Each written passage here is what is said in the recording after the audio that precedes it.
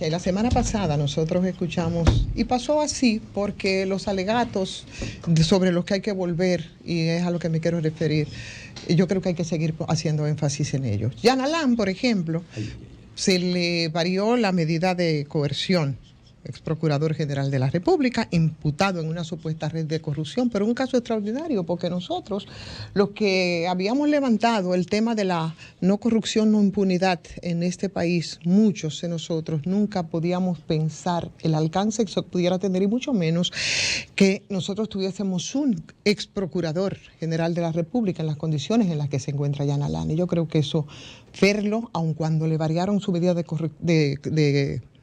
coerción, con todo el derecho que le asiste, es un caso extraordinario, ¿verdad? Y es un caso distinto.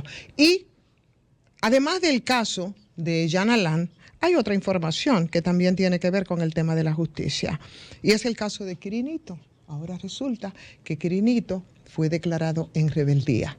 Y la verdad, tú te pones a pensar en nuestro sistema de justicia y piensas en el caso Quirinito y piensas en la cantidad de personas internas o de presos simplemente que nosotros tenemos, y tú dices, ¿quiénes como Quirinito tienen la oportunidad o tienen el chance de simplemente un día fugarse, morirse, revivirse, salir, desaparecer y no encontrarse ni en los centros espiritistas? Oiga, piensen en uno de esos presos que están ahí, muchos de los que siquiera se les ha conocido medida de coerción.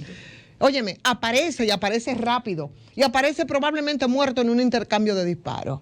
Con Quirinito nadie ha podido dar, y eso me sirve un poco, de verdad, como comodín para referirme a todo el sistema de justicia, que aunque sea arar en el desierto, yo pienso que la responsabilidad que tenemos a través de los medios de comunicación con esos casos que se quieren normalizar, o con una actuación que se quiere normalizar y a las que debemos resistirnos, yo creo que hay que referirse. La justicia de República Dominicana, señores, ¿es propia de un Estado democrático de derecho? Es la pregunta que me hago.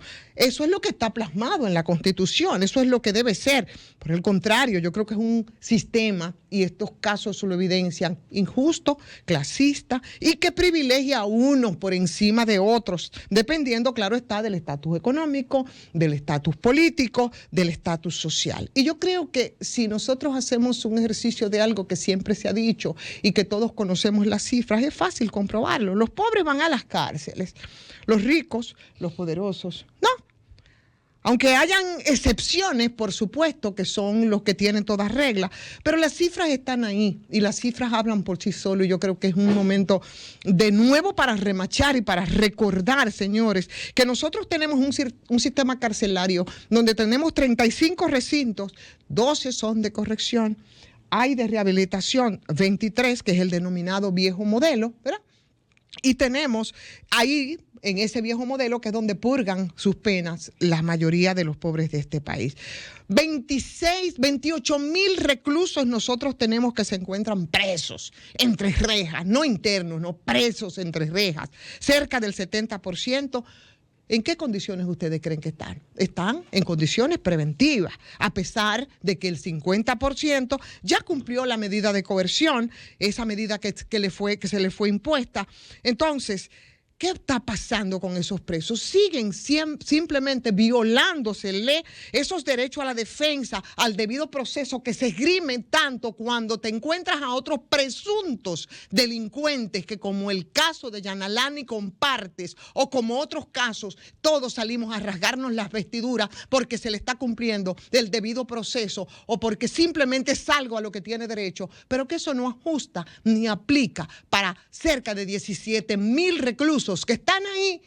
Y, por ejemplo, esta semana yo recibí por 2 vías el caso de 2 personas. Uno que no tenía los miserables 5,000 pesos para poder salir y pagar una fianza, y otro que simplemente después de 4 años preso nunca se le ha conocido medida de coerción. Y eso es muy repetido. Sí, es verdad, lo conocemos, es muy repetido, todos lo sabemos.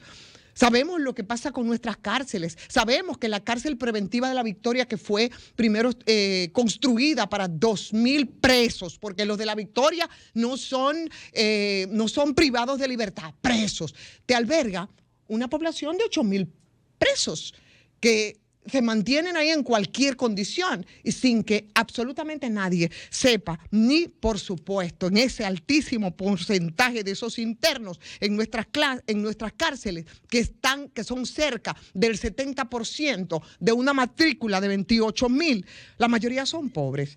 Esos no tienen nombres, esos no tienen apellidos sonoros, esos no tienen apellidos de alta gama y por supuesto tampoco tienen dinero para pagar a abogados importantes que cobran mucho y que van a ser, y para que los defienda a rajatabla, como ocurre con otros que también tienen todo el derecho del mundo.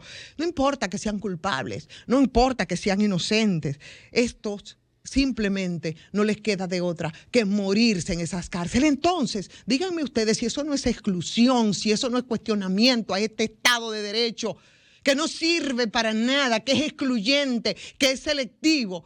Y, por supuesto, de tanto enrostrárnoslos en las caras, nosotros lo hemos ido legitimando, olvidándonos de toda esa legión de gente que también son presuntamente delincuentes, igualito que los otros, pero de esos nos olvidamos y no podemos ni siquiera referirlo, porque ese es un caso ya bien sabido. Entonces, ese hacinamiento vergonzoso de nuestras cárceles, como es el caso, refería al de la Victoria, que empezando, porque es una cárcel preventiva donde tú tienes cualquier cantidad de población, yo creo que hay que seguir refiriéndolo.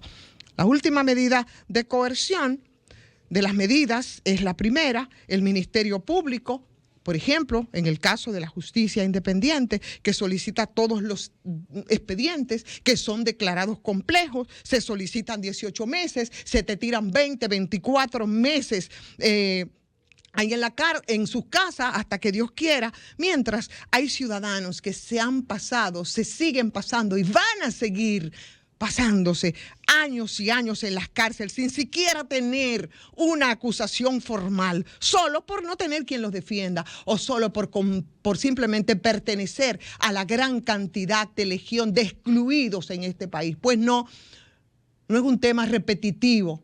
Y es una responsabilidad seguir refiriendo la ilegalidad y la forma de cómo esos no internos presos se mantienen en las cárceles. Pues no, yo no quiero definitivamente normalizar la forma de cómo se maneja la justicia en nuestro país. No la voy a normalizar y voy a seguir hablando de esos 28,000 internos, de esos 17,000 a los que no se le han conocido medidas de coerción, a los que se les violan sus estados de derecho. De esos no me voy a olvidar ni voy a normalizar esa práctica perversa de tantos años.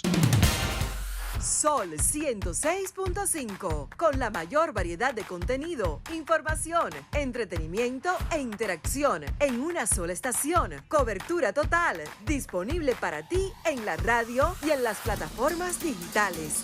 Somos Sol 106.5, la más interactiva.